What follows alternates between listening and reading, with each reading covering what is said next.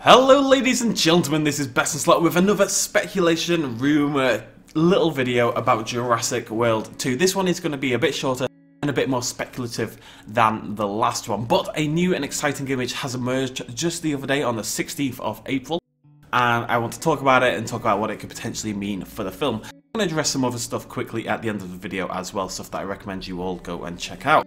So, this was an image, I'm going to bring it up right now, linked by Colin Trevorrow on his Twitter. Colin Trevorrow, if you don't know, is the director of the first Jurassic World, is not directing the second, but he is responsible for the overarching mythology along with Steven Spielberg. So, Colin Trevorrow tweeted this image, and you know what's really interesting about this is, ignoring the eggs themselves for a minute, which seems silly, I know, it's the sheer professionalism at hand. This is a very, very high-tech operation. So what that instantly means, given that we know the film isn't going to take place in a theme park, we know it's going to be offshore somewhere. This means 100% that there is a fully sustained, professional, mass-producing sort of dinosaur production going on out there somewhere in the world. And I really feel it's going to tie in. We've talked about how it's going to militarize dinosaurs. I don't think they're going to go full-on military dinosaurs in this film.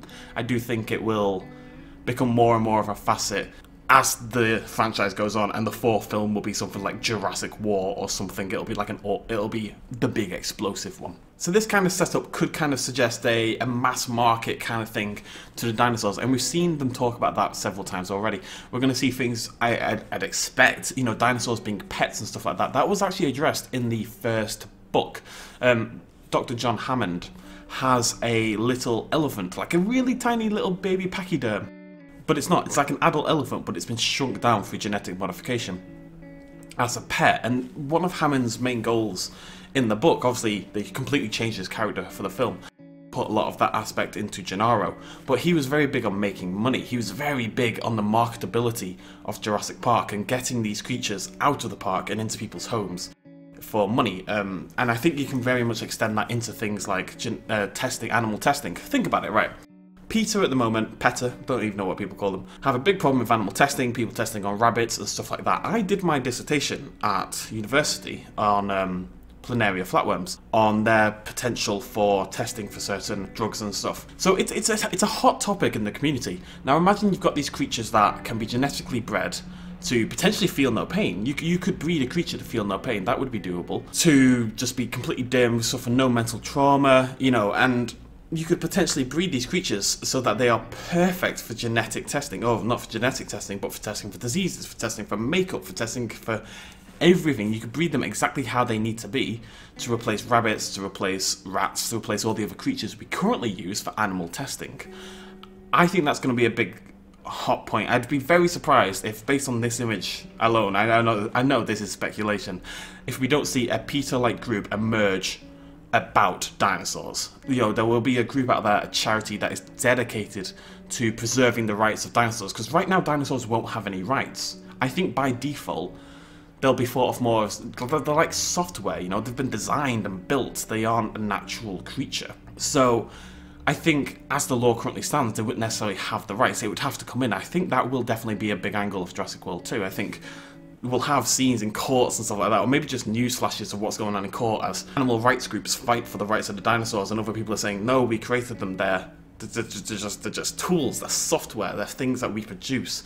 They're like making a sloth toy, and there's the only thing I could see in my room, a sloth toy, or bulbs in China, you know, it's the same kind of thing. I know it's very speculative. Dr. Wu, who we know is coming back, has himself a little secret lab where he's producing things for the government. Maybe the government are going to get involved, all that kind of jazz. I don't know. It's a very exciting image. The return of baby dinosaurs. Something we haven't had properly since the first film, in that very, very, what's the word, emblematic image of the little baby raptor pushing himself out of the egg as Hammond kind of lures him out. That makes him sound like a raptor paedophile, which wasn't really what I was going for there, but whatever. So yeah, that's quite exciting to me. Hopefully this is a big part of the film. And before we go, and this was based on speculation all the way, there is something I wanted to talk about quickly. There's a site called Jurassic Outpost, which I really recommend everyone checks out, and they recently did a interview on the 13th of April with Dr. Jack Horner. It's a fantastic interview. You can watch it via YouTube or you can listen to it via podcast.